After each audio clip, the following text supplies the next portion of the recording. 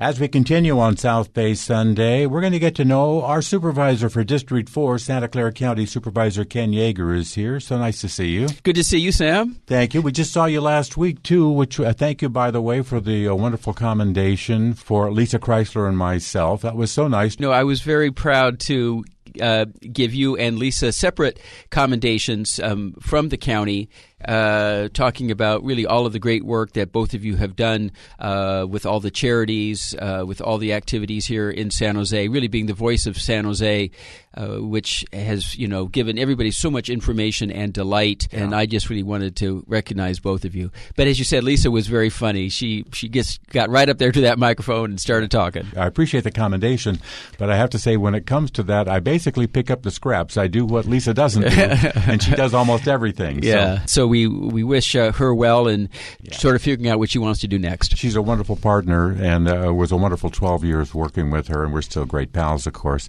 And she actually just started her new website, lisachrysler.com, which you can check out if you want to hire Lisa for emceeing events and that kind of thing. Little free plug action going on there. Absolutely. But let's get back to the business at hand, and that's the business of the county, which has had to change quite a bit, I would think, with new doings in Washington, D.C. Yes, we're very worried about President Trump and what kind of actions he might take.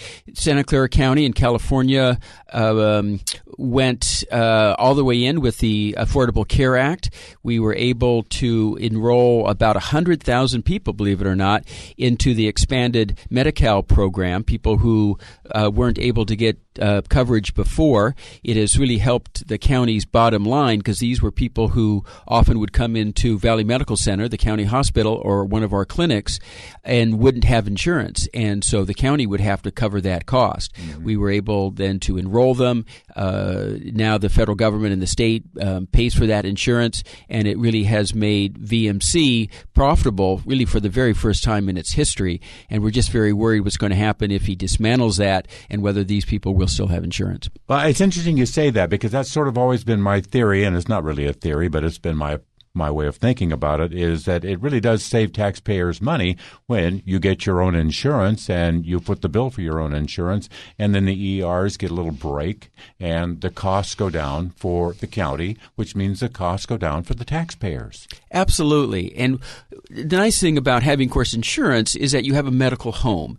And so if you have if you need a regular checkup or you have some sort of minor medical issue, you can go to one of our clinics and be treated sometimes just as an outpatient. But if you have no insurance whatsoever, you're more likely not to go in until you're really very, very sick. Right. And this is, of course, true with children as well. And then you're in the emergency room, and that just becomes very expensive. It's much more costly that way. But speaking of having a home, affordable housing in Santa Clara County, that's a tough problem. Boy, it is a tough problem. And the county, to its credit, has been trying to deal with that. Often housing is more of a city issue because of development happens in cities, not in the unincorporated area. But the Board of Supervisors put basically $1 billion bond measure on the ballot in November, which about 70% or so of the voters approved, and you needed 2/3, so it was able to pass. And these are funds that we're going to be using for affordable housing, for housing for the homeless, and for first-time homeowners. We hope it makes a big dent. It isn't going to solve all of the issues, but boy, it is really tough for people starting out, even if they have a particularly good salary, if they're working in tech, but any sort of job, housing is almost impossible to find. So we're hoping that this is money that we can then leverage to create more housing and sort of deal more directly with the issue. No, if you were able to buy a house a while ago or a condo, or if you have a sort of long-term rental agreement, you're okay. It's the people who are just graduating or just coming to this area. And if we're going, there's sort of two things that we need to keep Santa Clara County viable as an option for more employment. Certainly, it's housing and it's also transportation. And curiously enough, on that same November ballot that we were dealing with housing, we also were dealing with transportation to be able to improve the roads, bring BART into downtown San Jose, improve the expressways, any number of things that hopefully will get traffic going again. Now, some of the money for both those measures, I think, depends on federal funding, does it not? Well, certainly big projects like BART does. Yeah. And we were able to get because the voters before had passed a tax to be able to pay for the operation of BART, we were able to bring BART down to Berryessa, and that's going to be completed by the end of this year, which is very exciting. But the next phase is to take BART from Berryessa to downtown San Jose and to Santa Clara, and for that we certainly need federal dollars as well. And we have a brand new president. We're hoping those federal dollars still come our way. Yeah, we're a little worried. He had sort of come out with a list of infrastructure projects across the country that he would be willing to support. That was not on that list. High-speed rail was not on that list. In fact, there were no programs in the Bay Area that were on that list, and so that's a worry. I mentioned high-speed rail only because of the blended system that we're hoping to get for Caltrain, as we have Caltrain electrified going from San Jose to San Francisco. But even that, we need federal dollars, and we're all a little worried that maybe those dollars won't be coming. You're listening to South Bay Sunday. We're talking to District 4 Supervisor Ken Yeager, and it's kind of a get-to-know-you session. So tell us about District 4. Well, I could certainly say that my district is the best district of the 5 in the county. We have 5 county supervisors, and we are elected by district. We're a population for a county of about 2 million, and so each of our districts are about 400,000 people, which is really quite a few. And my district includes the entire city of Santa Clara, and then as you sort of go south, the San Jose neighborhoods of Willow Glen and the Rose Garden. As you go down into Cambrian, it includes the entire city of Campbell, and then it sort of goes down to Highway 85. So a lot of wonderful neighborhoods, couple great cities. It's really a great district to represent. You say Santa Clara, and I'm thinking about Levi Stadium and the big complex they're trying to put in next to Levi Stadium. Is that a controversy at the county level? It gets to be controversial because of the city of San Jose is concerned what all of that office building is going to do without providing any housing, and all the additional traffic that is going to occur because of it. I think anybody knows when they're on 101 right around Great America, as you get into that stretch, traffic comes to a standstill almost now 24 hours a day. Mm-hmm. And some people are sort of worried of what's going to happen with more development. But that really is a city of Santa Clara issue, not a county issue, since it doesn't involve any unincorporated properties. Well, lucky you. Well, lucky me. And, I was on the San Jose City Council for 6 years and dealt with a lot of development issues. So I know that they can be very controversial. People do wonder about the impact that they're going to have on the area. Very little of my district is unincorporated. The 2 big unincorporated areas are the Burbank area and Cambrian. And what's interesting about Cambrian is the big shopping center there, which is unincorporated, and got to deal with you, Sam, and Lisa with the carousel, with saving the carousel. So it's just odd that is sort of an issue that came to me because it's in the unincorporated area.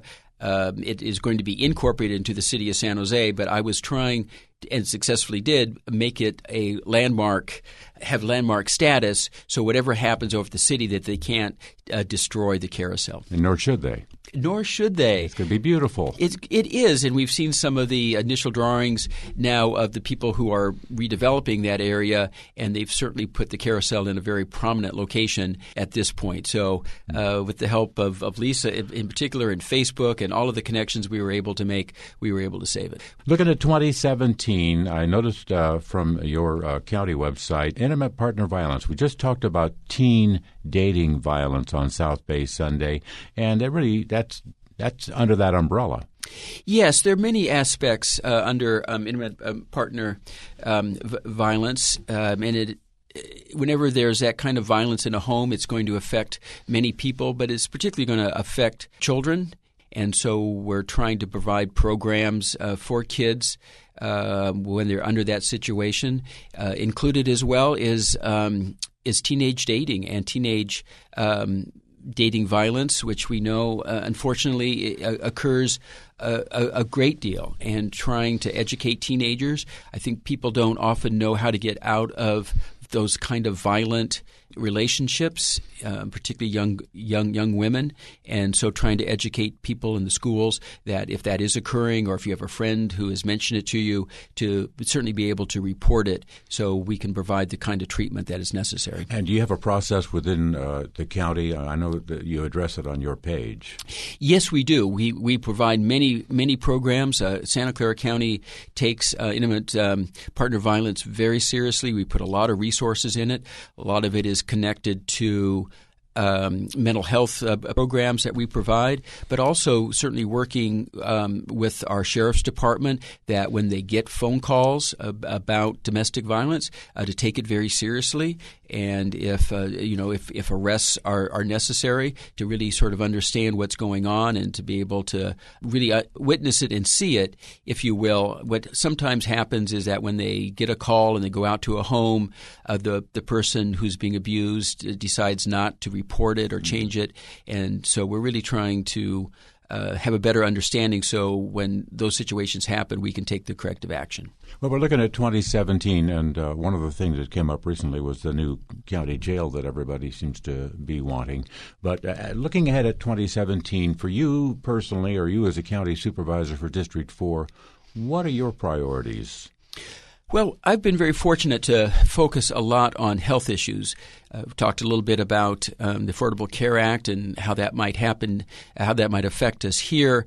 I chair our county's health and hospital system, and so have really focused on making VMC and all of our clinics more adaptable to current situations and to be able to see more patients and provide better care. And so I'm very proud of all of that.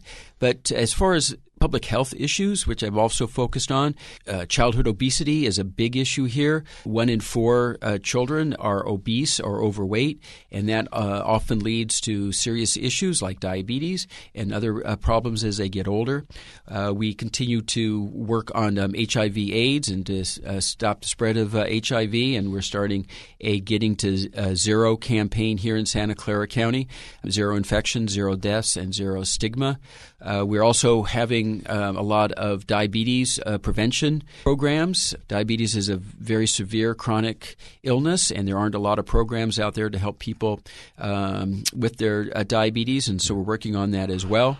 And the last thing, too, is tobacco, trying to keep tobacco out of the hands of minors so they sort of delay as long as possible smoking, because when you're young and of teenage years, nicotine can really be very addicting. So we're working on all those public health issues. We've raised the age to 21 now to buy tobacco, and then also on the November ballot was raising the price of a pack of cigarettes by $2. And so hopefully all of those kinds of measures will continue to have the smoking rate drop in Santa Clara County, particularly amongst teenagers. Now, I saw a great photograph of you with a certain proponent of the Let's Move program, too, on your page, which is Michelle Obama. That must have been quite a moment.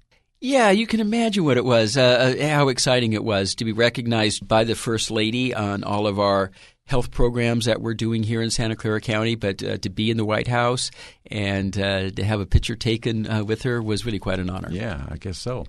So you yourself as a supervisor, reaching out to your constituents right now, first of all, you've told us what's important to you. I'm sure you'd like to hear from them what's important to them. How do they reach you, and what's next for you? What's the most immediate thing that you're working on? The most immediate thing, just to answer that first, is trying to see if President Trump is going to try to deny Santa Clara County receiving federal dollars because we, along with many other cities and counties, are a sanctuary county. And we get about $1 billion, believe it or not, from the federal government. And the current action of of the Trump administration is to deny federal funding for all sanctuary cities and counties. And so I would say as far as the next couple months, it's going to be trying to fight his executive order saying he's going to take away those dollars. Make sure you keep the money. Yeah. Make sure we keep the money. And we don't believe that what he's proposing is constitutional, and so we'll be filing a lawsuit against him. But I would say as far as the most important issues of the day, that's going to consume us because so much is at stake. But as far as people reaching out, I hope they do. They can certainly give my office a call. If I could, the number is 408-299-5040. You can reach me by email as well. Just to say it, it's ken.yeager at BOS, which is Board of Supervisors, BOS.SCC, Santa Clara County, sccgov.org. You can go on my website and be put on my mailing list to get the newsletters that I send out. So all sorts of ways to get a hold of me. Okay, that phone number again is 408-299-5040. Ken, thank you for coming by. So great to talk to you, and let's not be strangers. Let's talk some more as the year goes by, and go grab that money, all right? We need it. Thanks, Sam. It's wonderful to see you again. I appreciate it.